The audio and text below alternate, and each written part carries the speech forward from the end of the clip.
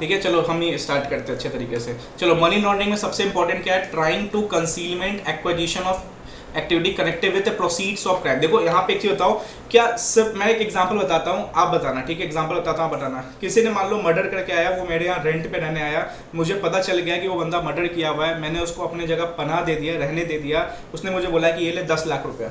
कल लोग money laundering होगा, सिर्फ वो फंसेगा या मैं भी फंसूंगा? वो फंसेगा या मैं भी फंसूंगा? सब बोथ, बिकॉज कहीं ना कहीं डायरेक्टली और इनडायरेक्टली, क्या वर्ड यूज हुआ है? डायरेक्टली और इनडायरेक्टली, ठीक है? हाँ, वो भी जाएगा और मैं भी जाऊंगा, दोनों साथ साथ जाएंगे, ठीक है? तो यहाँ पे क्वेश्चन 6D में ज़्यादा पूछता था इकोनॉमिक लॉस के पेपर में इस टाइप के क्वेश्चंस। तो जो साथ भी दे रहा है उसके, वो भी फंसेगा, और जो मेन क्राइम किया वो तो फंसेगा। सर यहाँ पे किस टाइप के क्राइम?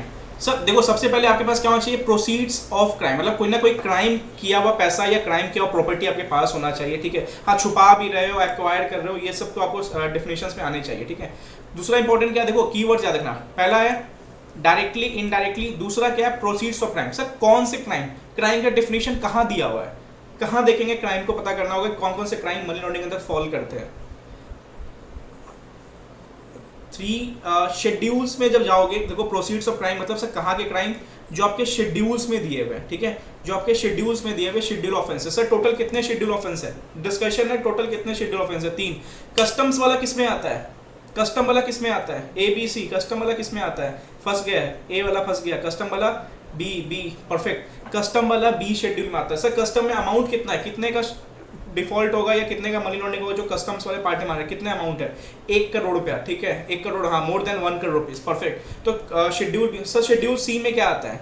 शेड्यूल बी में कस्टम वाला आ गया, शेड्यूल सी में क्या आता है? सर शेड्यूल सी में ABC नहीं, नार्कोटिक ड्रग्स नहीं, देखो schedule B for custom, schedule C is cross border frontier. अगर ये वर्ड आपको पता होगा, आगे आप पढ़ोगे रेसिप्रोकल एग्रीमेंट वाला। क्रॉस बॉर्डर फ्रंटियर मतलब कहीं ना कहीं फॉरेन कंट्री वाला जो कांड होता है, आगे हम पढ़ने वाले हैं इस पे रिगार्डिंग, ठीक है? कॉन्ट्रैक्टिंग स्टेट जो कहते हैं वहाँ पढ़ेंगे, वो चीज़ है शेड्यूल 3 वाला में। अच्छा, फर्स्ट शेड्यूल में बहुत सारी बातें हैं, हमें एग्जाम पर्पज के लिए नहीं समझना है कि फर्स्ट शेड्यूल में क्या होता है, बिकॉज मनी लॉन्ड्रिंग का क्वेश्चन आया, समझ जाओ कि मनी लॉन्ड्रिंग तो हो ही रहा है। किसी ने क्या किया? इन्फॉर्मेशन लीक कर दिया, किसी ने ब्राइब ले लिया, किसी ने मर्डर कर दिया, उसके पैसे तो मनी लॉन्ड्रिंग के अंदर फॉल करेगा ही करेगा, ठीक है?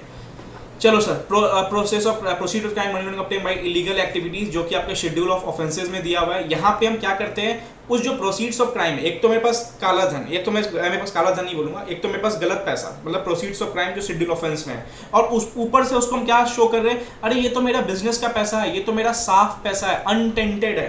तो money laundering is not only siphoning of fund, money laundering is कि आप गलत पैसा तो है, साथ साथ उसको आप ये बता रहे हो अरे ये तो मेरा साफ पैसा है, क्लीन पैसा, मैंने उसको धो दिया है, ये पैसा मेरा बिजनेस का पैसा है, मेरे सैलरी का पैसा है, ऐसा कुछ नहीं, ठीक है? आप उसको गलत शो कर रहे हो, तो ये पूरा एक मनी लॉन्ड्रिंग होता है, परफेक्ट।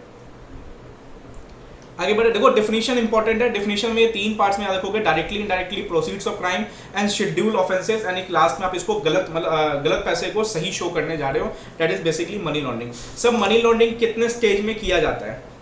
मनी लॉन्ड्रिंग कितने स्टेज में किया जाता है? देखो ये 3 MCQ इंपॉर्टेंट, टिक मार लो। मेरे एग्जाम में पर्सनली मुझे यहाँ पे MCQ दिखा था, ठीक है? सर 3 स्टेज में क्या आता है? पहला स्टेज क्या होता है?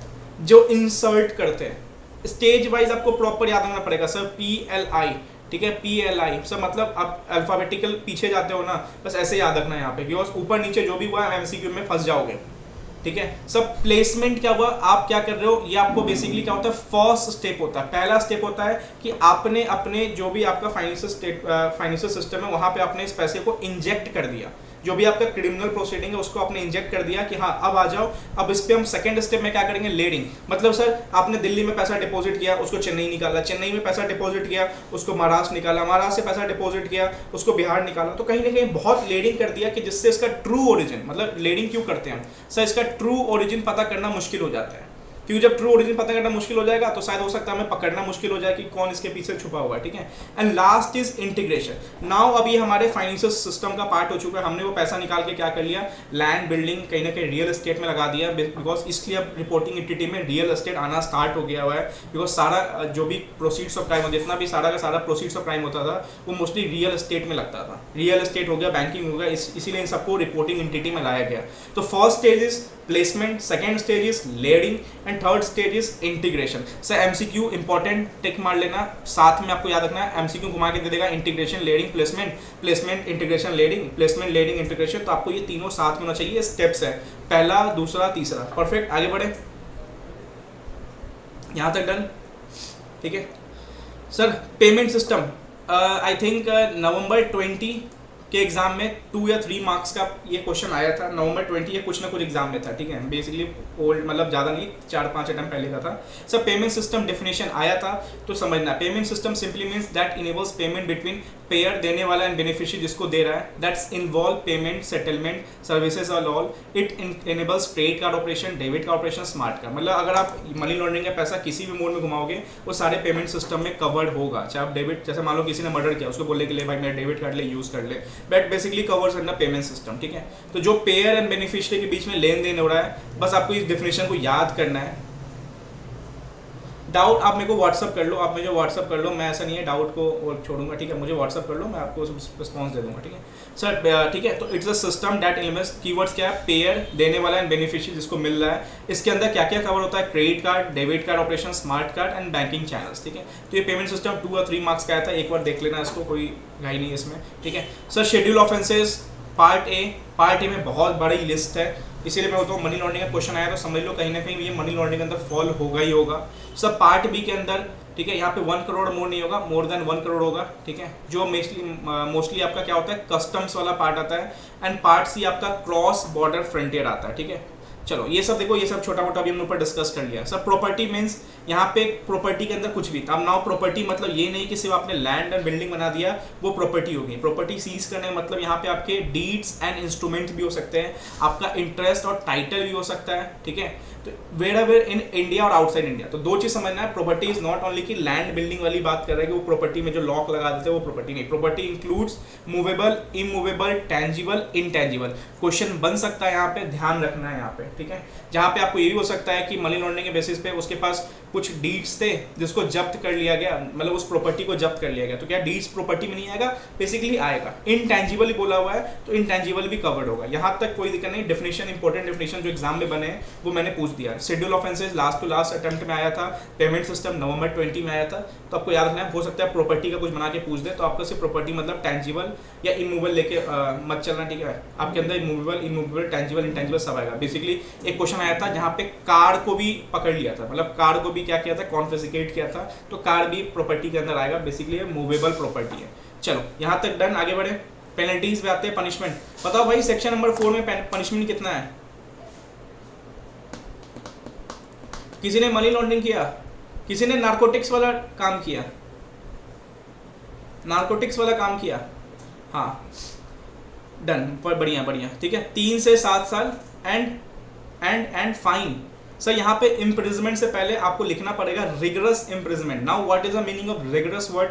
RIGROUS, रिगरस वर्ड का मतलब क्या हुआ?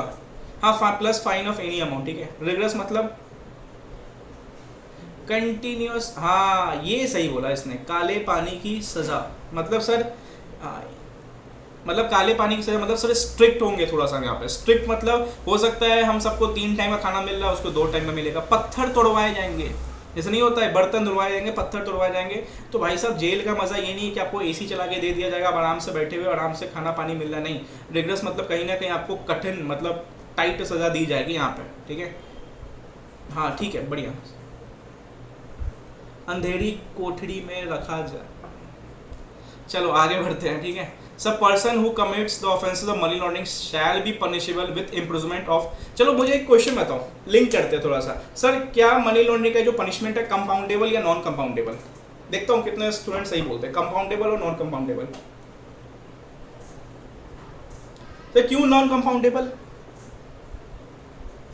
हाँ सबने ऊपर एनसी देख लिया, एक सब पीछे लग गया। सर क्यों नॉन कंपाउंडेबल? क्यों? अब क्यों वर्ड पे आप लोग शांत हो जाते हो, क्यों सर, क्यों नॉन कंपाउंडेबल? देखो कंपाउंडेबल नॉन कंपाउंडेबल मैं एक चीज समझाता हूं सर। देखो जहां पे प्लस इम्प्रिजमेंट मतलब जहां पे उसको जेल होने ही वाला है, देखो एक होता है क्या, फाइन और इम्प्रिजमेंट। हाँ ठीक है, वो तो समझ लिया, all offences the PMLA are non compound, but basic reason क्या है समझो, रीजन समझो सर। देखो जहाँ पे फाइन और इम्प्रिजमेंट होता है, मतलब हाँ हम इसको फाइन भी दे सकते हैं, हम उसको इम्प्रिजमेंट भी दे सकते हैं, तो बेसिकली ये कंपाउंडेबल होता है, हम इसको पैसे देके अपनी जो इम्प्रिजमेंट सजा है वो बचा सकते हैं। बट जहाँ पे फाइन प्लस इम्प्रिजमेंट या इम्प्रिजमेंट, मतलब नॉर्मल इम्प्रिजमेंट तो होने ही वाला है, वो चीज कंपाउंडेबल नहीं होता। कंपाउंडेबल बेसिकली क्या हुआ, कुछ रफा दफा करके हम अपना जेल की सजा बचा सकते हैं, ठीक है, हम अपना सेटलमेंट करवा सकते हैं। बट यहाँ पे जेल जो होता है ना, ये प्लस में, मतलब कोई इम्प्रिजमेंट तो होने ही वाला है, इसलिए ये पे नॉन कंपाउंडेबल होता है।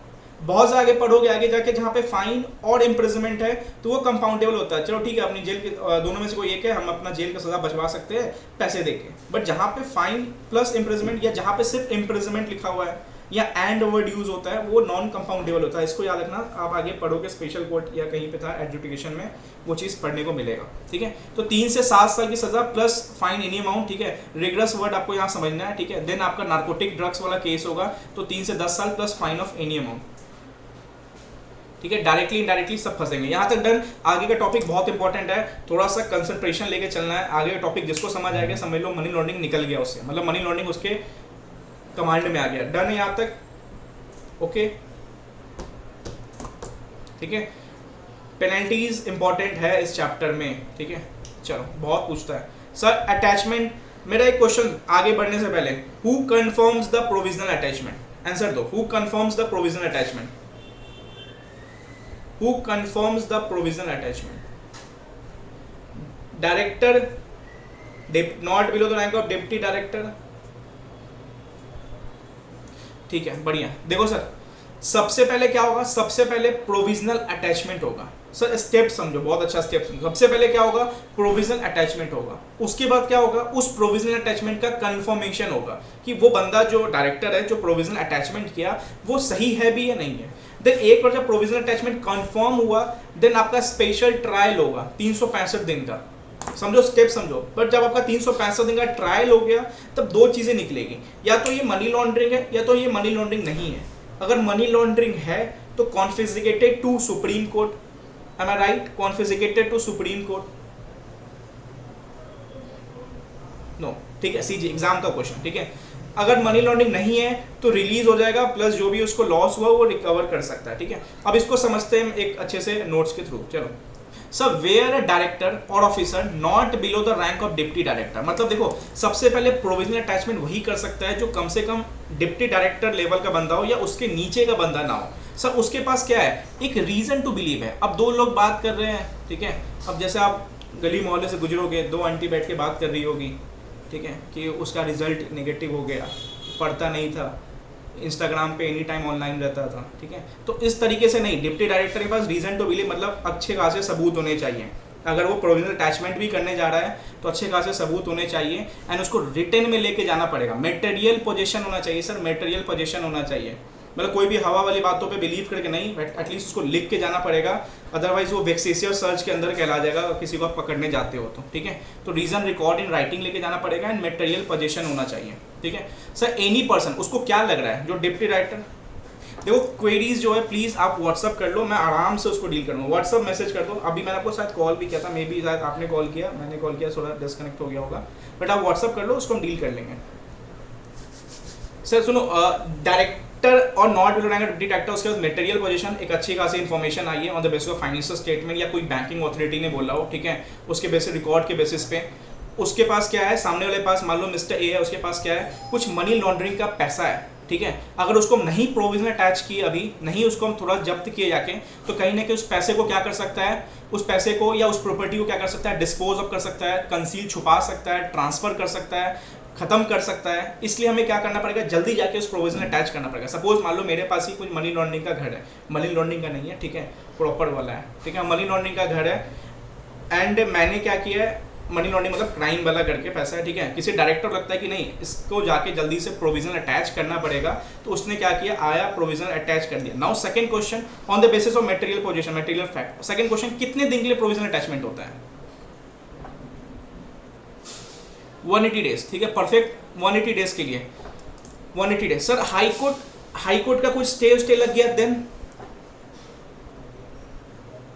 देखो समझो, एक्स्ट्रा पीरियड कितना मिलने वाला है, नॉर्मल 180 डेज तो है ही है, प्लस जो period stayed by High Court, जो हाई कोर्ट का स्टे हुआ, ठीक है, उतना तो चलो मिल भी जाएगा। सपोज मान लो 40 दिन का हाई कोर्ट स्टे हुआ, वो तो चलो स्टे वाला काउंट नहीं होगा 180 डेज में, प्लस हाई कोर्ट स्टे के बाद 30 दिन आपको एडिशनल मिलेगा। 30 दिन आपको मैक्स, मतलब उससे कम भी हो सकता है, तो मैक्स टू मैक्स 30 डेज आपको मिलेगा, ठीक है। अब देखो सर ये 30 डेज क्यों हो रहा है, मोमेंटम, मतलब एक कहीं ना कहीं मोमेंटम बिगड़ जाता है। आप भी पढ़ाई करने के बीच में रिजल्ट के बाद पढ़ने बैठते हो तो कहीं ना कहीं 10-15 दिन बन जाता है मोमेंटम बनने में, तो वापस से उस प्रोसीडिंग्स आने में आपको 30 दिन और दे दिया गया, मैक्स टू मैक्स बोला गया 30 दिन, हो सकता है 15, हो सकता है 20, हो सकता है 25, हो सकता है मैक्स टू मैक्स 30 दिन, तो वापस आप मोमेंटम पे आ जाओगे। तो ये चीज़ आपको ध्यान रखना है।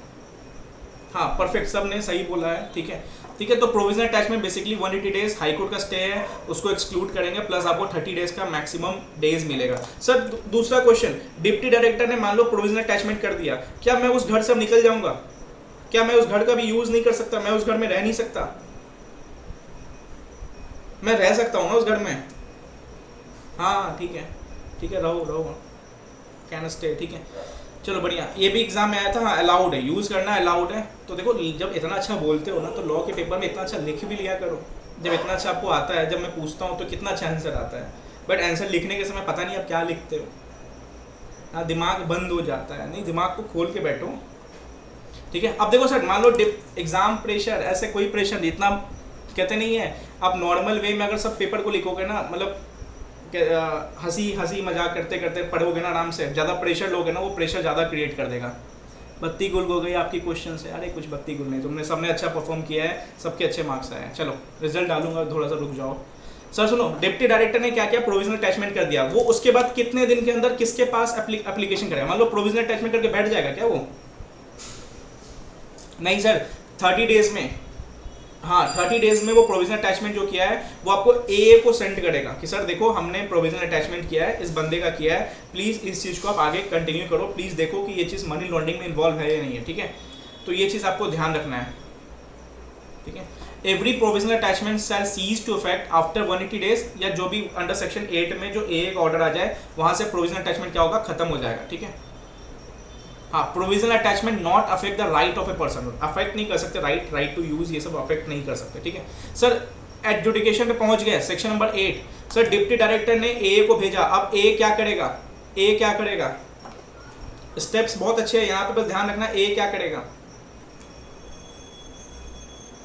हाँ, ए आपको सोकस नोटिस देगा, सर सुनो, adjudicating authority enforcement directorate has reason to believe that such person has acquired proceeds of crime, then A shall serve a notice of at least 30 days on such person calling him to indicate। Question बन सकता है, आप यहाँ पे टिक लगा लो कि ए ने, मान लो ए के पास प्रोविजनल अटैचमेंट आ गया, ए ने 30 दिन का नोटिस टाइम दिया, बोलेगा कि क्या क्या बताओ मुझे, सबसे पहले बताओ कि भाई कहाँ से कमा रहे हो, CA प्रैक्टिस है, कहाँ से आप अपने पैसे छाप रहे हो वो बताओ आप, ठीक है। Source of acquiring the asset, आपने ये जो घर परचेज किया है ये किस पैसे से परचेज किया है, मुझे अपना फाइनेंशियल्स बताओ, अपना इनकम बताओ, अपना सोर्स, हाँ ठीक है बढ़िया है, सही है, ठीक है। तो सबसे पहला क्या, सोर्स ऑफ इनकम एंड आपने एसेट जो परचेज किया, जो भी लैंड एंड बिल्डिंग को प्रोविजनल अटैचमेंट किया गया है वो कैसे खरीदा, सिंपल सी बात है, वो कैसे परचेज किया आपने। सेकेंड क्या है, and prove by such person that why it's not property to be called as property involved in money laundering, and ये आपकी रिस्पॉन्सिबिलिटी है सर, कौन मतलब मेरी रिस्पॉन्सिबिलिटी है, मुझे बिलीव करवाना पड़ेगा ए को कि हम इस प्रॉपर्टी को क्यों मनी लॉन्ड्रिंग का प्रॉपर्टी नहीं माने, मतलब सिंपल सी बात है, ये मेरा साफ पैसे से कमाया हुआ प्रॉपर्टी है, तो ये मेरी रिस्पॉन्सिबिलिटी है, मुझे प्रूव करना पड़ेगा ए को कि सर देखो ये चीज़ मैंने अपना खून पसीने की मेहनत से कमाई है, इस बेसिस से मैंने इसको परचेज किया हुआ है, कोई मनी लॉन्ड्रिंग नहीं है, ये देखो मेरा फाइनेंशियल्स, मैंने इसमें से सेविंग्स बना के ये चीज़ परचेज किया, ये मेरा EMI डिटेल्स, एंड ये चीज़ आपको बताना पड़ेगा कि क्यों ये प्रॉपर्टी मनी लॉन्ड्रिंग ना कहलाए, ठीक है। सर थर्ड, अगर प्रॉपर्टी जॉइंटली ओनर्ड बाई है, ठीक है, मान लो हो सकता है प्रॉपर्टी के 2-3 ओनर है, तो नोटिस हर को ओनर्स को जाएगा, ठीक है, नोटिस हर को ओनर को जाएगा, सर्व हर पर्सन को आपको करवाना पड़ेगा ए के द्वारा, ठीक है। तो देखो 2-3 चीज़ याद रखना है, डिप्टी डायरेक्टर से not below rank of deputy director से ए आपको 30 दिन का टाइम देगा, सोर्स ऑफ इनकम बताओ, कैसे एक्वायर्ड किया उस एसेट को ये बताओ, क्यों इस प्रॉपर्टी को मनी लॉन्ड्रिंग ना बोले, एंड थर्ड पॉइंट की उस ए को सबको नोटिस भेजना पड़ेगा, ऐसा नहीं कि को ओनर में सिर्फ एक को भेजा दूसरे को नहीं, नोटिस आपको सबको सर्व करवाना पड़ेगा। यहाँ तक डन सर, यहाँ तक done,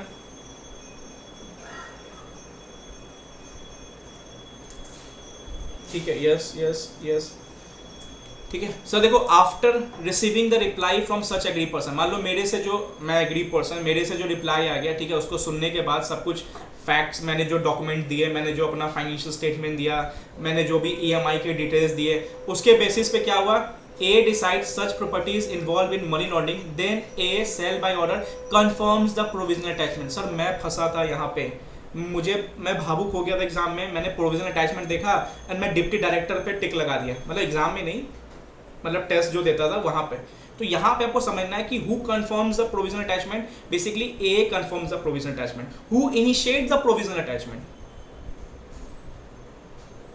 who initiate the provisional attachment, हाँ डायरेक्टर या not below the rank of deputy director initiate the provisional attachment, ठीक है। अगर पहले प्रोविजनल अटैचमेंट नहीं हुआ then a shall confirm the order of detention of such property, ये चीज याद रखना, बस याद रखना यहाँ पे ए कंफर्म करता है। अगर ये प्रॉपर्टी लगा कि हाँ ठीक है, ए को फैक्ट्स के बेस लगा कि हाँ ये प्रॉपर्टी मनी लॉन्ड्रिंग में इन्वॉल्व है, तो प्रोविजनल अटैचमेंट कंफर्म कर देगा, ठीक है। अब सुनो, सच फाइनल अटैचमेंट मतलब नाउ अभी प्रोविजनल अटैचमेंट कंफर्म हुआ है and retention of property shall continue during investigation. अब उस पे इन्वेस्टिगेशन स्टार्ट होगा जो कि 365 दिन तक चलेगा, ठीक है, जो computing the period of 365 days the proceedings of court will be excluded. अब 365 दिन प्रॉपर आपका ट्रायल ऑफ ऑफेंस समझ लो, ठीक है। अब प्रॉपर आपका स्ट्रिक्ट वे में इन्वेस्टिगेशन स्टार्ट होगा, इन्वेस्टिगेशन मतलब जांच पड़ताल स्टार्ट होगा कि भाई दिक्कत है, कुछ ना कुछ इस पे दिक्कत है, कुछ ना कुछ दाऊद इब्राहिम से इसका जान पहचान है, या कुछ ना कुछ बड़े लोग से इनका जान पहचान है, पैसा गलत तरीके से इसके पास आया है, एक साल में ईएमआई खत्म कर दिया 60-70 लाख रुपए का, कुछ तो दिक्कत है, पैसा गलत तरीके से आ रहा है, इस पर जांच पड़ताल करना पड़ेगा। अब इन्वेस्टिगेशन 365 दिन चलेगा sir. Now final on conclusion of trial of offense या on conclusion of investigation, if offenses of money laundering is committed then property shall confiscate to CG। Exam में क्वेश्चन आया था, लिख दिया confiscate to supreme court high court, क्या सही था supreme court high court? नहीं, बेसिकली सीजी सेंट्रल गवर्नमेंट को कॉन्फिस्केट करना। छोटे छोटे पॉइंट्स है, मैं अब बताने से पहले पूछूंगा क्योंकि आपको बताना पड़ेगा, क्योंकि आंसर मैं नहीं दूंगा, आंसर आपको देना है, लिख के दो, थोड़ा सा रुक जाएंगे, डिस्कशन का मतलब ही यही हुआ। सब प्रॉपर्टी मनी लॉन्ड्रिंग नहीं है तो, प्रॉपर्टी मनी लॉन्ड्रिंग नहीं है तो रिलीज हो जाएगी, ठीक है, परफेक्ट। हाँ सही है। चलो section number 9, vesting of property right to CG in case of any property. एक सेकंड रुक जाना।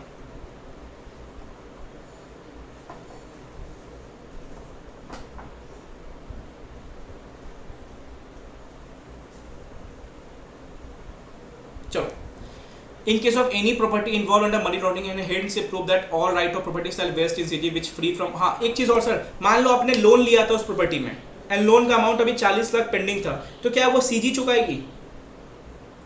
हाँ नो, ठीक है, बहुत बढ़िया, फ्री फ्रॉम ऑल लोन, हाँ ठीक है सर। तो क्या वो लोन के लिए स्टिल लाइबल मैं हूँगा जो मैंने लोन लिया होगा? मान लो मैंने 65 लाख की प्रॉपर्टी ली, 30 लाख मैंने मनी लॉन्ड्रिंग था, ठीक है, 40 लाख मैंने प्रॉपर लिया, तो लोन मैं अभी चुकाऊंगा, पैसे दूंगा या छूट गया मैं पैसे से रिलीफ? नहीं, अभी भी हाँ यस लाइबल, ठीक है। सेंट्रल, एक तो सोचो प्रॉपर्टी भी गया, स्टिल लोन भी मुझे पे करना है, इसलिए बोला जाता है कि भाई साहब मनी लॉन्ड्रिंग में फॉल नहीं करो तो अच्छी चीज़ है, ठीक है सर। सेकंड क्वेश्चन, मान लो सीजी के पास कॉन्फिस्केट होके आ गया, नाउ सीजी किसको अपॉइंट करती है उस प्रॉपर्टी को देखभाल करने के लिए, प्रॉपर्टी को सेल आउट करने, किसको अपॉइंट करती है सीजी? मतलब एडमिनिस्ट्रेटर, परफेक्ट परफेक्ट परफेक्ट, ठीक है। मतलब सीजी एक एडमिनिस्ट्रेटर अपॉइंट करेगी जो बेसिकली वो प्रॉपर्टी का देखभाल करेगा, प्रॉपर्टी को कब सेल करना है, कितने में सेल करना है, वो सब एडमिनिस्ट्रेटर समझेगा on the basis of direction given by central government. ये नहीं कि अंधाधुन वो काम करेगा, नहीं, डायरेक्शन सीजी ही देने वाला, ठीक है। In case of any property involve in money laundering, ठीक है, property vest in CG which free from all charges, how will still liable for such charges, जो पर्सन है स्टिल लाइबल होगा, ठीक है। चल वो चीज़ समझ गया, परफेक्ट है, आपको समझ आ गया। सर मेरा दूसरा क्वेश्चन, क्या अरेस्ट कर सकते हैं हम इस एक्ट में सारे ऑफेंसेस, क्या कॉग्निजेबल एंड नॉन बेलेबल होते हैं? ठीक है, देखो सर यहाँ पे पुलिस ऑफ को कॉग्निजेबल मतलब without warrant and non bailable मतलब आपको बेल भी नहीं देंगे, ये हमने पढ़ रखा है, पीछे हमने पढ़ रखा है, बस यहाँ पे थोड़ा मैं समझा दूँ, यहाँ पे आप टिक लगा लो, ठीक है, बहुत आराम समझना। मैं पर्सनली इस क्वेश्चन में गिरा हूँ, ठीक है, इसलिए मैं जहाँ गिरूंगा आपको पहले सतर्क करूँगा, आप पहले रेडी हो जाओ कि आपको यहाँ बचना है। सर यहाँ पर टिक लगाओ, December 21 I think question number 3 B और सी, आप देखना जाके, सॉरी 3 सी और डी, ठीक है, आपको ये क्वेश्चन करना है। आईसीआई ने वहाँ पे थोड़ा सा अपना एजम्पशन चेंज कर दिया, बेसिकली उस क्वेश्चन में एजम्पशन चेंज करता है। देखो अरेस्ट के रिगार्डिंग क्या प्रोविजन है, as offences of money laundering are cognizable and non bailable, yes except money laundering cognizable and non bailable है if any director, deputy director, officer, so officer यहाँ पे police officer को भी appoint किया हुआ है, मतलब पुलिस ऑफिसर के बारे में बात बोला हुआ है उस आंसर को देखते हुए, ऑथराइज बाई सीजी, ठीक है, मतलब सीजी ने उसको ऑथराइज किया बाय जनरल या स्पेशल ऑर्डर, मतलब किसी को अरेस्ट करने जा रहे हो या कोई डायरेक्टर है या कोई ऑफिसर है जिसको सीजी ने ऑथराइज किया है, ठीक है, थ्रू जनरल या special order, has reason to believe that any person is guilty offence it may arrest such person, ठीक है, मतलब यहाँ पे क्या समझ आया, सीजी के द्वारा ऑथराइज होना चाहिए, थ्रू जनरल और special order, officer includes police officer, वो अरेस्ट कर सकता है बिकॉज यहाँ पे कॉग्निजेबल एंड नॉन बिलेबल है, बट ये सारे कीवर्ड्स होने चाहिए। और आईसीआई ने जो क्वेश्चन पूछा वहाँ पे ये सारे कीवर्ड्स मिसिंग थे। अब बात क्या हुआ सर एजम्पशन का, एजम्पशन क्या ले सकते हैं कि हाँ यहाँ पे ऑथराइज किया या ऑथराइज नहीं किया, स्पेशल ऑर्डर जनरल ऑर्डर दिया नहीं दिया, तो वहाँ पे आईसीआई ने क्या एजम्पशन किया कि यस ये इट्स डीम, हाँ reason to believe means direct evidence होना चाहिए, या रीजन टू बिलीव कि हाँ जैसे मान लो बैंकिंग मतलब कोई अच्छी अथॉरिटी जो आपको कहीं ना कहीं एक अच्छा सबूत दे रही है, जैसे मैंने क्या बोला दो आंटी बात कर रही है उस बेसिस पे आप पहुंच गए कि उसके पास है ना मनी लॉन्ड्रिंग का, नहीं ऐसा कुछ नहीं, बाद में रिकॉर्ड लेके क्या जाओगे लिख के कि मैं इस पर्सन का प्रोविजनल अटैचमेंट इसलिए करने गया कि दो आंटी बगल में बात कर रही थी, नहीं बेसिकली आप लिख के जाओगे कि हाँ उस बैंकिंग आईसीआईसीआई बैंक ने बोला कि इसका कहीं ना कहीं ट्रांजेक्शन्स ऊपर नीचे हो रहे हैं, ट्रांजेक्शन्स काफी फ्लक्चुएट हो रहे हैं, स्पेसिफाइड ट्रांजेक्शन्स है, तो प्लीज आप इसको जाके एक बार चेक करो। तो रीजन टू बिलीव मतलब उस बेसिस पे होना चाहिए कि आप भी उस एविडेंस को कंफर्म कर सकते हो, राइटिंग में लिख के जा सकते हो, ठीक है। सुनो यहाँ पे देखो आईसीआई ने क्या बोला, आईसीआई ने एजम्पशन ले लिया कि यस ऑथराइज बाय सीजी है, स्पेशल ऑर्डर जनरल ऑर्डर है, तो बेसिकली जाके आप अरेस्ट कर सकते हो, बट क्वेश्चन में ऐसा कुछ क्लियर नहीं था, तो वही अगेन बात है कि सर आंसर सजेस्टेड में थोड़े से चेंज हो जाते हैं बिकॉज एम्बिग्यूटी, तो इसलिए बोला दिसंबर 21 का क्वेश्चन प्लीज देख लेना और उसको हो सके तो एक बार समझ लेना कि इसी टाइप के आंसर्स आईसीआई ड्राफ्ट करेगा इस क्वेश्चन को लेकर। वहाँ पे मैंने लिखा सही था, सब कुछ था, लेकिन स्टिल जीरो, सर जीरो दे कैसे दिया, अरे सर आईसीआई कुछ भी कर सकता है, तो इसलिए बोलता हूँ कि 60-70 की तैयारी करके जाओ कि गिर गिर के कहीं भी पहुँचोगे 50-55 में तो स्टैंड कर जाओगे, इसलिए तैयारी करके जाओगे 55-60 की तो वो गिर के 40-35 तक रुक जाओगे, ठीक है। तो काफ़ी नंबर कटे थे उस एग्जाम में भी, काफ़ी स्लैशिंग हुई थी, स्लैशिंग हमेशा हुई है, ठीक है, तो यहाँ पे ध्यान रखना है कि हमें भी प्रिपरेशन थोड़ा सा इन्हांस ही करके चलना है। अब कुछ किस्मत पे भी है, luck is a by product of hard work, किस्मत भी उसका साथ देंगे जिसने, ठीक है, तो लेकिन मेहनत करते रहो यार, देखो वो चीज़ अपने हाथ पे नहीं है, एंड कोशिश कर सकते हैं, देखते हैं किस कब तक ये ठीक हो जाए।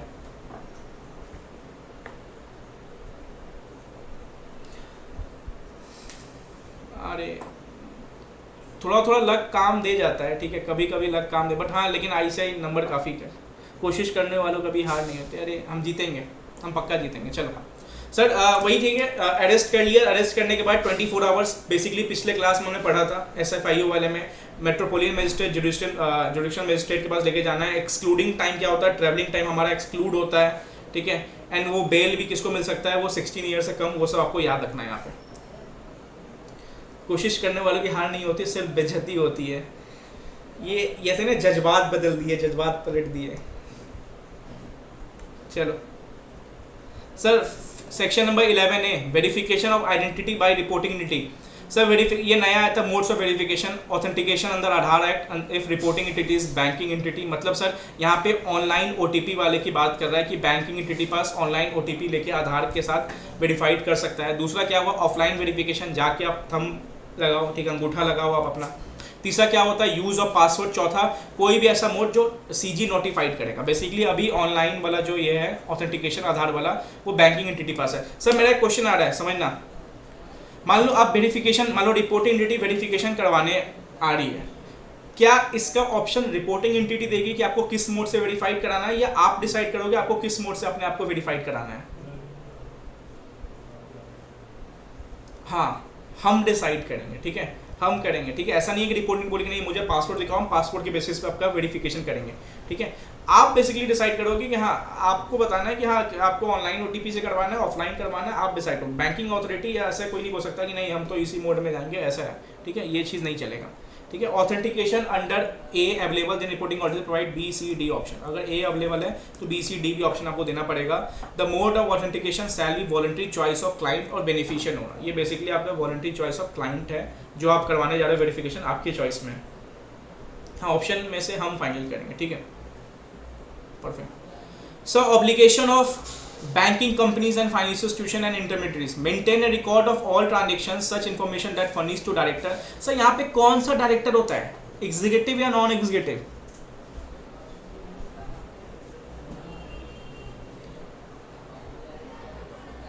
हाँ वाह वाह मेरे शेर, वाह एग्जीक्यूटिव, वाह यही तो सुनना था मुझे।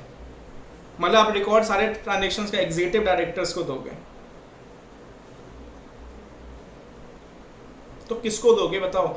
यहाँ पे एक चीज़ आता है, एक आएगा FIU, ठीक है, इसका भी एग्जाम होता है बेसिकली मनी लॉन्ड्रिंग में। स्टॉक ब्रोकर्स जितनी कंपनीज होती है या कमोडिटीज़ में डील करती है, उसमें एक FIU अपॉइंट होता है, ठीक है। FIU बेसिकली मनी लॉन्ड्रिंग रोकने के लिए अपॉइंट किया जाता है, डायरेक्टर होता है। सर इसका भी एग्ज़ाम दे के आप क्वालिफाई कर जाते हो। जहाँ पे मैं 2-3 जगह ऑडिट करता था, वहाँ के CA ने ये सब एग्ज़ाम क्लियर करके FIU की पोस्ट होल्ड की हुई थी, ठीक है। तो यहाँ पे डायरेक्टर ना तो एग्जीक्यूटिव है ना तो नॉन एग्जीक्यूटिव है, यहाँ पे बेसिकली डायरेक्टर मतलब क्या बात हो रहा है, FIU, ये जो नीचे आप पढ़ रहे हो ना FIU, इसकी बात कर रहा है, ठीक है। अब फुल फॉर्म मैं मिस कर रहा हूँ, फाइनेंशियल इंटेलिजेंस यूनिट, ऐसे करके देख लेना एक बार सर्च करके। हाँ बस मुझे पता था फुल फॉर्म आने वाला है, गूगल है, गूगल करके देख लो, मैं सच में मिस कर गया अभी, ठीक है। फुल फॉर्म क्या है इसका एक बार जाके देख लेना।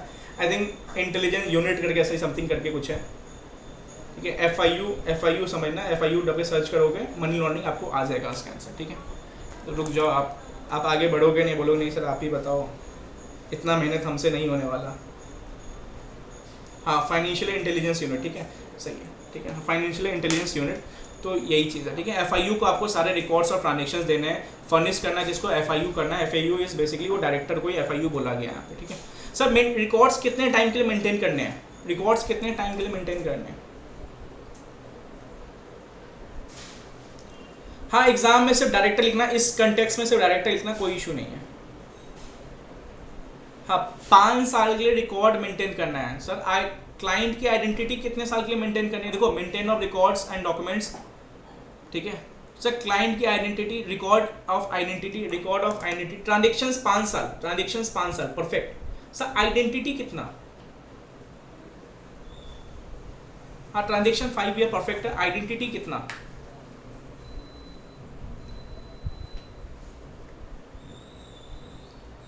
कोई बता नहीं रहा है आइडेंटिटी को लेके, कोई है?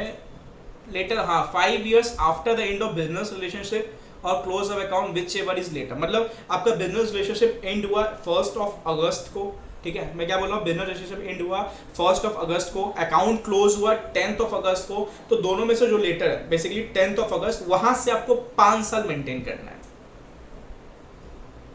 ठीक है। हाँ ट्रांजेक्शन सिर्फ 5 साल, जितना जब से ट्रांजेक्शन हुआ वहां से आपको 5 साल के लिए मेंटेन करते चलना है। बेसिकली आइडेंटिटी आपको दोनों में से जो लेटर होगा वहां से 5 साल के लिए आपको मेंटेन करके चलना है, ठीक है, ठीक है। याद रखना CG में also exempt any reporting entity for applicability of this section. कल लोग CG ने बोल दिया स्टॉक ब्रोकर्स को ये सारे सेक्शंस नहीं लगेंगे, तो कर सकता है CG नोटिफिकेशन निकाल कर सकता है। जैसे फॉरेन कंपनी ने CG ने नोटिफिकेशन निकाल के SEZ वाले को एग्जेम्पशन कैटेगरी में डाल दिया, तो यहाँ भी CG इस ऑब्लिगेशन के हिसाब से एग्जेम्पशन कैटेगरी में डाल सकता है। हाँ लेटर वाला, ट्रांजेक्शन्स में लेटर वाला नहीं आएगा, ठीक है, सिर्फ बिजनेस रिलेशनशिप में लेटर वाला आएगा। CG कुछ भी कर सकता है, गॉडफादर। चलो, टूएलएट डायरेक्टर में call from reporting date in case of need of additional report. Sir हो सकता है कि आपने ट्रांजेक्शंस का रिकॉर्ड भेजा, अब वो रिपोर्टिंग डेटी FIU बोल रहा है कि मुझे इसका है ना ITR दो, बिकॉज KYC केस में आप हर एक रिपोर्टिंग डेटी को एक KYC इन्फॉर्मेशन में आपको फाइनेंशियल्स डालना पड़ेगा, चाहे वो ITR हो चाहे आपको बैलेंस शीट हो। तो कल लोग FIU बोल सकते हैं काम करो भाई साहब, जो मिस्टर A है ना इसका ITR भी सेंड करो जो आपको KYC करने समय इसने आपको सेंड किया था। तो FIU time to time additional record मांग सकता है। पहले आपने FIU को रिकॉर्ड भेजा, फिर FIU आपसे रिकॉर्ड मांग सकता है, ठीक है। इस पॉइंट को रुक जाओ, इस पॉइंट में वही चीज़ें वेरिफिकेशन ये सब है, मैं इस पॉइंट के कंटिन्यूशन में आना चाहता हूँ। रुक जाओ सर, पावर ऑफ डायरेक्टर, चलो मान लो कि आपने FIU को दिया, FIU ने एडिशनल डॉक्यूमेंट्स मांगे, ठीक है, FIU ने एडिशनल डॉक्यूमेंट्स मांगे, बट उसमें क्या हुआ, डायरेक्टर की बात आपने नहीं मांगी। तो डायरेक्टर क्या क्या आपको मतलब क्या क्या आपको क्या कहते हैं इंस्ट्रक्शन दे सकता है, मतलब if fails to comply by reporting duty, जो भी डायरेक्टर्स के रिक्वायरमेंट थे उसको आपने कंप्लाई नहीं किया, तो डायरेक्टर मतलब बेसिकली FIU आपको क्या क्या पनिशमेंट दे सकता है, वार्निंग, सबसे पहले सर याद करना पड़ेगा, क्वेश्चन बन सकता है यहाँ से, 4 पॉइंट्स है, पॉइंटर्स में क्वेश्चन बन सकता है। सर सुनो, सबसे पहले क्या बोल सकता है, direct them to comply with instructions, ठीक है, और भी कुछ इंस्ट्रक्शंस बोल सकता है। इशू वार्निंग राइटिंग, बोलेगा भाई साहब वार्निंग है समझ जाओ, हम आपसे मांग रहे इसके ITR वाली, तो ITR वाली डिटेल्स दे दो। Sir direct them to send to predict reports, हो सकता है बोल दे कि आप सब वीकली रिपोर्ट्स इसके सेंड करोगे, ठीक है, आज से आप वीकली मंथली जो भी इसके ट्रांजेक्शन डिटेल्स होंगे, बैंक स्टेटमेंट, उसको आप सेंड करोगे। एंड चौथा पेनल्टी जो आपके मैंने टेस्ट में पूछा था, दैट इज बेसिकली 10,000 से लेके 1 लाख रुपीज तक, 10,000 से लेके 1 लाख रुपीज तक। In case of accounts audited by CA then expenses to be borne by CG। Exam में आपके क्वेश्चन यहीं से आया था, छोटे छोटे पॉइंट्स पे क्वेश्चन बनाता है। हाँ, पेनल्टी फॉर ईच फेलियर होगा, ठीक है। 4 चीजें, पहले आपको वार्निंग देगा, इंस्ट्रक्शंस देगा, आपसे पीरियोडिक रिपोर्ट्स मांगेगा, और 10,000 से लेके 1 लाख तक पेनल्टी लगा सकता है। सर 1 लाख की पेनल्टी लगा दी, वो रिकवर नहीं हो रहा, 6 मंथ्स बीत गए, तो किस तरीके से रिकवर कर सकते हैं? हाँ, अब सेक्शन 69 किसी ने पढ़ा था, उसमें वेक्सीशियस सर्च के बारे में कुछ समझा, जिसको इसके पास पेपर मिल चुका है। बेसिकली एक लाइन से सोचो कितना बड़ा डिफरेंस हो सकता है, एक लाइन ने पूरा गेम बदल दिया। आपको तो दिमाग में बैठ गया कि इनकम टैक्स, बस basically income tax recovery is only apply to section 63 and 13। हाँ, एक लाइन से 3 मार्क्स गायब हो सकते हैं, इससे बड़ा मैजिक मैं दिखा नहीं सकता हूँ कहीं भी, ठीक है। एक लाइन आपका 3 नंबर गायब, तो इससे बड़ा मैजिक और कहाँ देखना है आपको, बताओ। चलो प्लीज रिपीट, सेक्शन नंबर 69 जाके पढ़ो, वहाँ पे लिखा हुआ है कि कोई भी पेनल्टी अगर नहीं पे हुआ जो कि सेक्शन 30 एंड सेक्शन 63 में है, तो उस पर इनकम टैक्स के हिसाब से रिकवरी हो सकता है। मैंने एग्जाम में क्वेश्चन में सेक्शन 62 वेक्सेशियस सर्च पे पूछा, तो वेक्सेशियस सर्च को लेके इनकम टैक्स रिकवरी नहीं है, ठीक है। Income tax recovery only on section 63 and 13 है, जो कि ये 13 वाला सेक्शन है। एग्जाम में क्वेश्चन बना तो मेरा फेवरेट क्वेश्चन यही रहता है, जहाँ पे मुझे 3 नंबर डायरेक्ट डिडक्ट करने होते हैं, तो मैं यही क्वेश्चन बनाता। 90% स्टूडेंट डिडक्ट अपना 3 नंबर गवा चुके हैं, यहाँ पे सिर्फ 2 स्टूडेंट ने अच्छा आंसर दिया है, ठीक है। किसी के ऑथर के बुक में नहीं, स्टडी मैट में 69 सेक्शन 69 जाके पढ़ना, ठीक है। सर दूसरा क्वेश्चन, एक छोटे से लाइन पे अगेन एक अच्छा क्वेश्चन बन सकता है, no civil criminal proceeding against reporting entity in case of non comply of section 12। मान लो डायरेक्टर ने एडिशनल डिटेल मांगे, आपने नहीं दिया, तो हम भाई तेरे पे क्रिमिनल प्रोसीडिंग चला देंगे, ये सब कर देंगे, नहीं, ये सब नहीं। नॉर्मल पेनल्टी दिया हुआ है, उस पर इनकम टैक्स रिकवरी होगी, बट आप पे क्रिमिनल सिविल पेनल्टीज प्रोसीडिंग्स नहीं चला सकते हैं। चलो आगे बढ़ते हैं। सर देखो ये वाला जो सेक्शन है ना, बेसिकली वही चीज बोला हुआ है कि आपको आइडेंटिटी करना पड़ेगा, 12AA वेरीफाई करना पड़ेगा आइडेंटिटी ऑफ क्लाइंट्स जो ट्रांजेक्शंस में जाने वाले हैं। उससे पहले आपको उनका फाइनेंशियल पोजीशंस चेक करना पड़ेगा, ठीक है। एडिशनल स्टेप्स लेना पड़ेगा रिगार्डिंग वेरीफाई द आइडेंटिटी। हो सकता है आधार के अलावा पासपोर्ट भी चेक कर सकते हो। बट इसमें एक चीज सबसे इंपॉर्टेंट क्या है, sir now what is the meaning of specified transactions. मुझे बताओ what is the meaning of specified transactions.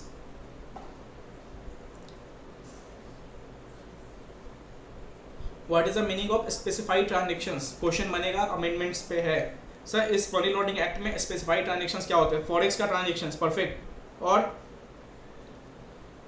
Cash deposit या कैश विड्रॉल, ठीक है, इंपोर्ट, बिल्कुल सही।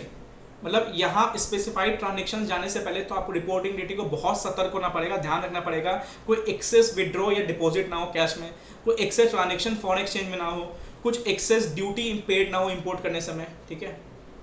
हाँ, हाई रिस्क है इस पर, ठीक है। तो बेसिकली इतना तो आपने पढ़ा ही है, आइडेंटिटी वेरीफाइड करो, फाइनेंशियल पोजीशन वेरीफाइड करो, मॉनिटरिंग करते रहो। बट स्पेसिफाइड ट्रांजेक्शंस के रिगार्डिंग लेके आपको ये 3 चीज़ याद होना चाहिए। फिर आपको डायरेक्टर रिगार्डिंग याद होना चाहिए कि CG बॉन्ड करेगा, 4 पॉइंट याद होने चाहिए। देन आपको याद होना चाहिए कि कोई भी सिविल क्रिमिनल प्रोसीडिंग्स नहीं होगा। 9 मार्क्स से एग्जाम में आएगा, छोटे छोटे पॉइंट से क्वेश्चन बन सकते हैं, यहाँ से भी क्वेश्चन बनने का चांस है, नोट डाउन कर लेना कि इस पर कोई भी सिविल एंड क्रिमिनल प्रोसीडिंग्स नहीं चलेगा, ठीक है। यहां तक डन।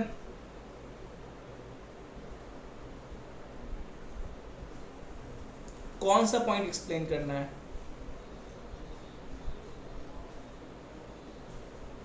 कौन सा पॉइंट एक्सप्लेन करना है, विच सेक्शन, मतलब अरे ये वाला, ये 12AA के अंदर आता है, कहाँ गया, ठीक है। Every reporting entity shall prior to commencement of each transactions हर ट्रांजेक्शन से पहले verify the identity of its clients through Aadhaar authentication और offline verification.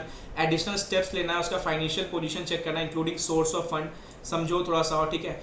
If client fails in any of the above condition so the reporting entity shall not allow the specified transaction. मतलब अगर client ने अपना financial positions को examine ना करवाया, source of funds नहीं बताए, अपना वेरिफिकेशन नहीं करवाया, देन रिपोर्टिंग एंटिटी उसको अलाउ नहीं करेगा। क्या नहीं अलाउ करेगा? वो स्पेसिफाइड ट्रांजेक्शंस करने के लिए। Sir now what is the meaning of specified transactions? आप एक्सेस विड्रॉ डिपॉजिट नहीं कर सकते, आप एक्सेसिव ट्रांजेक्शन फॉरेन एक्सचेंज में नहीं कर सकते, आप एक्सेसिव ड्यूटी पेड और इंपोर्ट नहीं कर सकते। ये सब करने से मना कर देगा। और आपने ऊपर वेरिफिकेशन नहीं करवाया, अपना financial position, source of fund नहीं बताया, डन।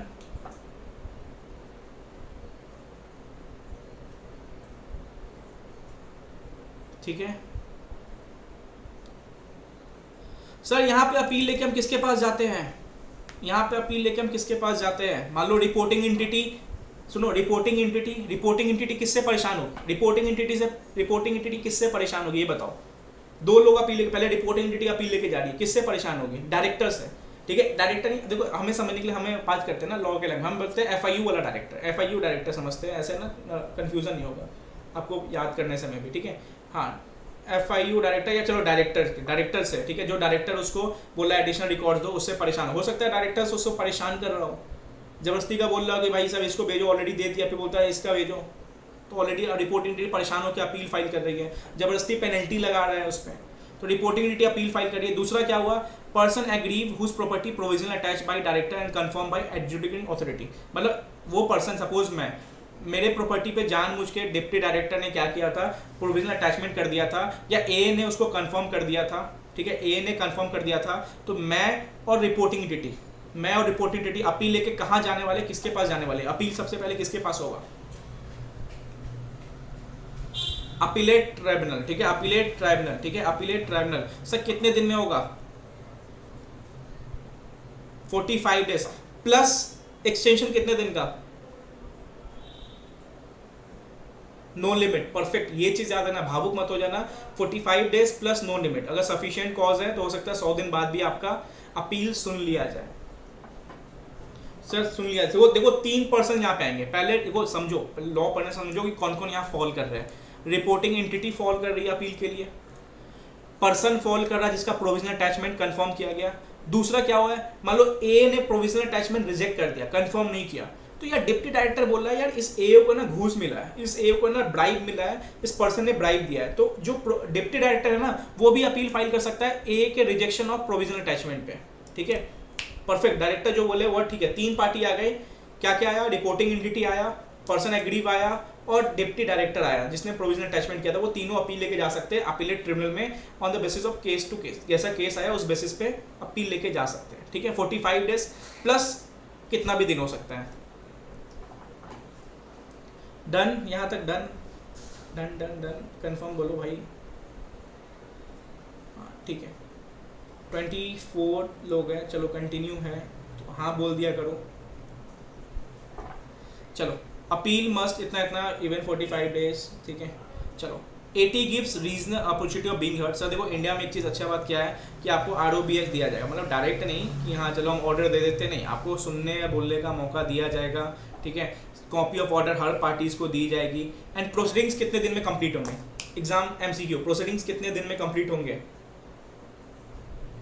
6 मंथ्स में कंप्लीट हो जाएंगे। ठीक है, जो भी अपीलेट ट्रिब्यूनल पास आप अपील लेके गए थे उसको 6 मंथ के अंदर प्रोसीडिंग्स को कंप्लीट करना है।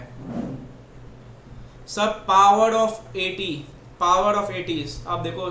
ठीक है, अब मैं एग्जामिन ऑन ओथ, वो डाइस वाली पावर याद रखना, डाइस वाली पावर याद रखना। Discovery of documents, inspection of documents, ठीक है, कमीशन, इशूएंस ऑफ कमीशन, ठीक है, examination record, examine on oath, ठीक है, रिव्यू विद डिसीजन। तो ये सब आपको बेसिकली पावर्स ऑफ 80 डायरेक्ट नहीं पूछेगा। हाँ 6 मंथ मैंडेटरी लिमिट है। ठीक है, 6 मंथ के अंदर आपको कंफर्म करना पड़ेगा। ठीक है, फाइनल करना पड़ेगा। सर क्वेश्चन, एक सेकेंड आ गया, चलो ठीक है सर, क्वेश्चन आ रहा है। मान लो यहाँ तक डन है, पहले यहाँ तक डन बताओ फिर आगे बढ़ूंगा। ठीक है, चलो सर मान लो हमने अपील लेके गया, ठीक है, हमने स्पेशल कोर्ट लेके गया, वहां पे बेंच 2 लोग का है एंड दोनों का जजमेंट डिफर आ रहा है, एक बोलता है कि हाँ, एक बोलता है ना, फिर मैटर किसके पास जाएगा?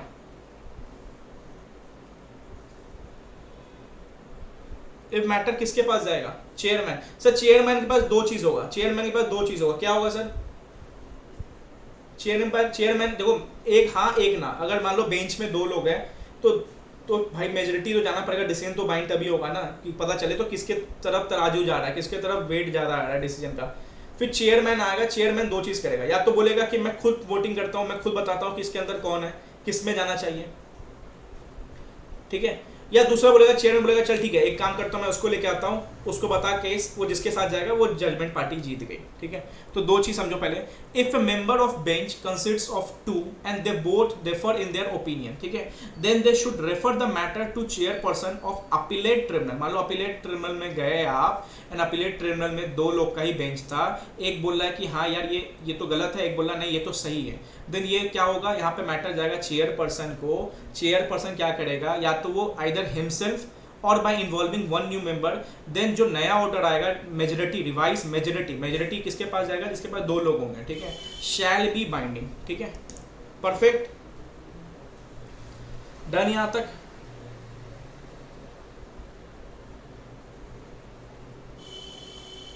चलो सर हम 80 के डिसीजन से खुश नहीं है, हम 80 के डिसीजन से खुश नहीं है high court. Sir question of fact है, लॉ नहीं है, क्वेश्चन ऑफ फैक्ट है, चलेगा? अरे डीटी में पढ़ा था, सिर्फ क्वेश्चन ऑफ लॉ में लेके जाते हैं हम हाई कोर्ट सुप्रीम कोर्ट है। सर यहाँ पे लॉ, क्वेश्चन ऑफ लॉ नहीं, क्वेश्चन ऑफ फैक्ट है, परफेक्ट, ठीक है, याद रखना है। यहाँ पे डीटी में सिर्फ क्वेश्चन ऑफ लॉ में हम हाई कोर्ट लेके जाते हैं। यहाँ पे क्या है, यहाँ पे समझो, any person aggrieved by an order of 80 में file an appeal to High Court within 60 days, time limit याद रखना। हाँ, PMLA has both law and fact too, perfect, ठीक है, सही है। में file an appeal to High Court में अपील लेके जाते हैं 60 दिन में from the date of order of appellate tribunal, plus कितना देंगे एक्सटेंशन सर, 60 + 60, परफेक्ट, 60 + 60, ठीक है, if matter involve question of law और फैक्ट, ठीक है, डन यहां तक।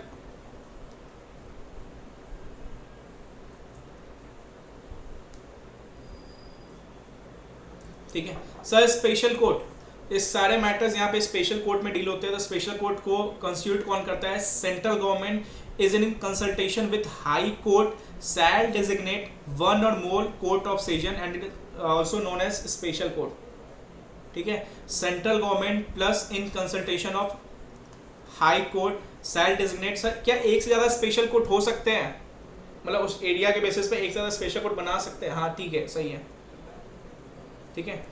अब देखो जुरिडिक्शन, मतलब एक स्पेशल कोर्ट का जुरिडिक्शन क्या होगा, वो नोटिफिकेशन के द्वारा सीजी निकालेगा उसको। बेसिकली एक से ज्यादा स्पेशल कोर्ट सीजी बना सकता है हाई कोर्ट के कंसल्टेशन के साथ। सेक्शन 11 सेक्शन 35 हाँ सेम ही है। अब देखो सर यहाँ पे आपको एक चीज याद रखना है, ठीक है sir, no person under this act shall be release on bail, ठीक है, और bond unless cognizable and non bailable. Basically इस एक्ट में सारे offences cognizable and non bailable है, ठीक है। बेल का हमने बहुत जगह पढ़ लिया, ऊपर भी पढ़ा है, इंक्वायरी इंस्पेक्शन पढ़ा है, तो मैं बार बार एक ही चीज़ नहीं पढ़ाऊंगा। बट हाँ एक चीज़ समझाने वाला क्या है, if any person under age of 16 years bail मिल सकता है, वुमेन मिल सकता है, सिक पर्सन मिल सकता है, इन्फॉर्म मिल सकता है, और any accuse either on his own and along with other and money involve a sum of less than 1 crore rupees, ठीक है सर। 1 करोड़ से कम है तो हम चलो स्पेशल कोर्ट डायरेक्ट या स्पेशल कोर्ट थिंग्स हो आपको बेल दे सकता है। 1 करोड़ से कम होना चाहिए, ठीक है, जो मनी इन्वॉल्व है उस प्रोसीडिंग्स ऑफ क्राइम में वो 1 करोड़ से कम होना चाहिए। इक्वल टू 1 करोड़ नहीं, 1 करोड़ से कम की बात की है, मतलब 99,99,000 जो समझ लो, ठीक है, 1 करोड़ से कम में 99 तक लेके उतना होना चाहिए, 1 करोड़ से कम, ठीक है। क्रॉस वेरीफाई करना, वर्डिंग साफ होगा, लेस देन 1 करोड़ होगा तब हो, ठीक है, 1 करोड़ इक्वल टू यहाँ लिखा होना चाहिए, ठीक है। अपने नोट से एक बार चेक कर लेना एक बार।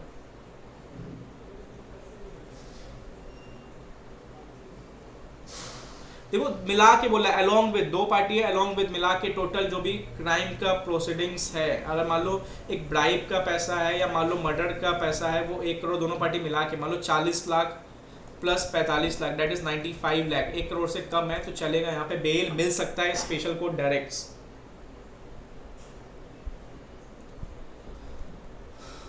ठीक है, आ जाओ सर। देखो एक क्वेश्चन है ना,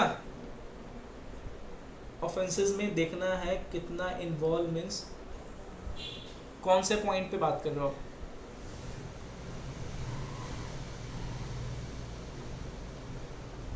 देखता हूँ इस पॉइंट को, एक सेकेंड।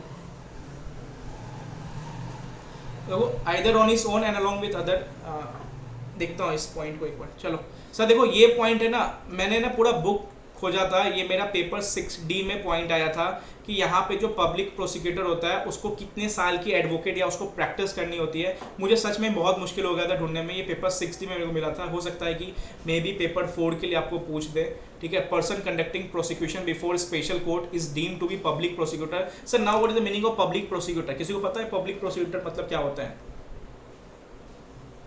पब्लिक प्रोसिक्यूटर मतलब क्या होता है?